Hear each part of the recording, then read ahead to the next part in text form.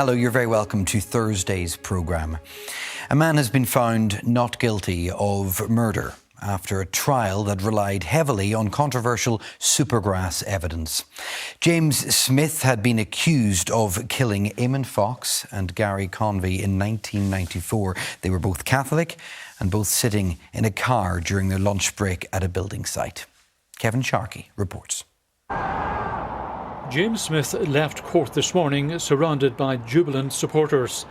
He'd been acquitted on all counts, including murder, attempted murder and UVF membership.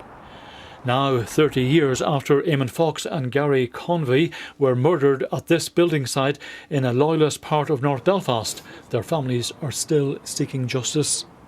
As the judge was delivering his verdict, the families and friends of Gary Convey and Eamon Fox sat on one side of the public gallery. Family and friends of James Smith on another side, separated by police officers. During the trial, it was revealed that James Smith, who is from Forth River Link in Belfast, had a previous conviction for murdering a Catholic man in Ballymena. He was given a life sentence for the murder of Cormac McDermott, also in 1994. In his judgment today, Mr Justice O'Hara said the killing in Ballymena showed that James Smith was a person who was happy to murder someone just because they were Catholic. But he said the evidence against him in the trial for the murders of Eamon Fox and Gary Convey wasn't enough. And the judge said the evidence of Gary Haggerty, a so-called former UVF supergrass, was flawed. Acquitting James Smith, the judge said he had doubts across a number of issues, including Gary Haggerty's evidence, some eyewitness evidence about the height of the gunman on the day of the murders, and DNA evidence. Relatives of the victims left court dismayed. We're standing here today. We thought we had a strong case coming in with DNA evidence and all the rest, but it just goes to show the threshold to try and get a conviction in these courts over here. It's heartbreaking. It's unreal. After earlier referring to his previous conviction for murder, the judge said James Smith, despite being acquitted of 2 murders today, did not leave the court without a stain on his character. Kevin Sharkey, BBC Newsline. Nobody will be prosecuted as a result of the multi-million-pound investigation into the activities of the army agent known as Stakeknife, widely presumed to be the late Freddie Scappaticci. He operated within the IRA.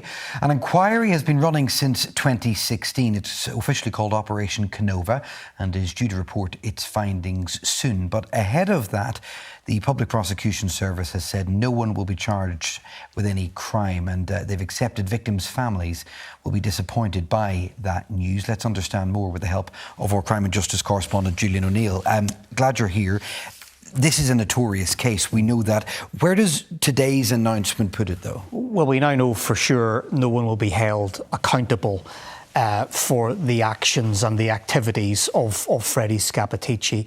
Go back to 2016, John Boucher, when he became head of Operation Kenova, said he wouldn't be doing the investigation if I didn't believe I would get evidence to see a trial. He said, whether I do, time will tell. We now know the answer to that.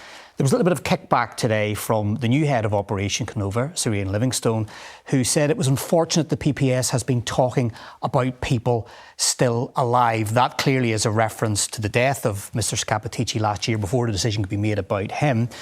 Kenova saying that they felt they had built a strong case and they're now frustrated that it will never be tested in court against anyone, be it former associates of Freddie Scappaticci or indeed his army handlers. Kenova said there's now determination to provide family reports and deliver them the full truth. That's where the focus will now shift. The interim findings of Operation Kenova will be published next Friday, and I think today ramps up the pressure on that report to deliver, because ultimately this entire investigative exercise will be judged against information recovery for those families, and it will be against that we will value whether it has been worth those £40 million. Julian O'Neill, thank you very much.